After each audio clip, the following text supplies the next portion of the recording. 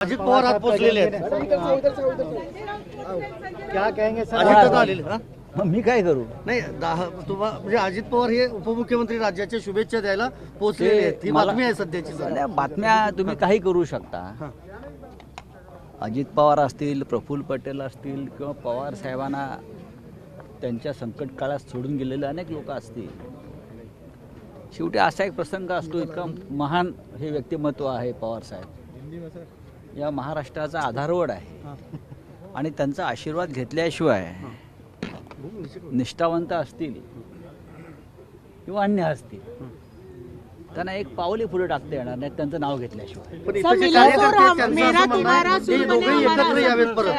नाही, दोघेही एकत्र यावेत असं म्हणणं आहे काही कार्यकर्त्यांचं. त्याच्याविषयी मी काय बोलू शकत नाही. आमच्या पक्षाची भूमिका वेगळी असते. सर सूर एक हमारा ऐसा हो रहा है क्या, मिले सूर मेरा तुम्हारा और सूर नाही, मत असं आहे की पवार साहेब हे एक स्वतंत्र राजकारण करणारे व्यक्तिमत्व आहे, पण महाराष्ट्र आणि देशाच्या संदर्भात म्हणाल तर पवार साहेबांनी नेहमी देशाला आणि महाराष्ट्राला मार्गदर्शन केलेलं आहे.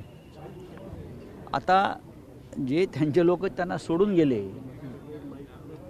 त्यांच्यावरती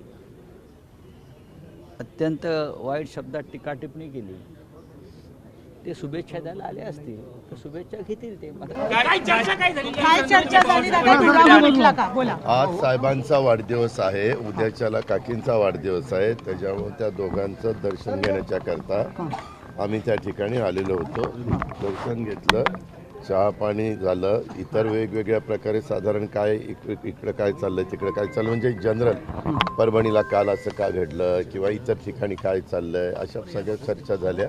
इन जनरल चर्चा त्या ठिकाणी झाली आणि पार्लमेंटमध्ये लोकसभा का कमी चालली, राज्यसभा का कमी चालली, आमचं मंत्रिमंडळाचं बाकीचं कधी मंत्रिमंडळाचा विस्तार त्या ठिकाणी होणार आहे, आमचं अधिवेशन केव्हा आहे, अशा जनरल चर्चा ज्या नेहमीच्या असतात तशा पद्धतीने चर्चा झाली आणि चहा पाणी नाश्ता झाला. आता आम्ही निघाले. नाही, राजकीय विषय कसले आपण चर्चा करतोच ना. आता सगळ्यांना तुम्हा पत्रकारांना पण एक क्युरियोसिटी आहे ना, महाराष्ट्राचं आम्ही तिघच जण, एक मुख्यमंत्री 2 उपमुख्यमंत्री झालेत, बाकीचं मंत्रिमंडळ 40 लोकांचं कधी होणार, कारण 16 तारखेपासून अधिवेशन आहे, अधिवेशनामध्ये बिलं आहेत, अधिवेशनामध्ये इतर कामकाज असतं, त्यावेळेस त्याची उत्तरं देण्याच्या करता त्या डिपार्टमेंटचे संबंधित मंत्री असण्याची गरज असते. या सगळ्याच्या सर बहुतेक 14 तारखेला बहुतेक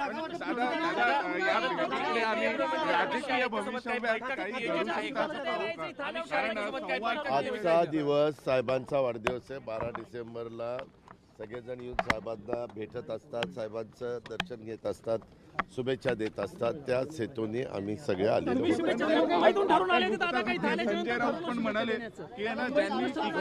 मी घरातलंच आहे ना, मी काय मला अमित शहाना मी आता मी त्यांना भेटायला जाणार नाही.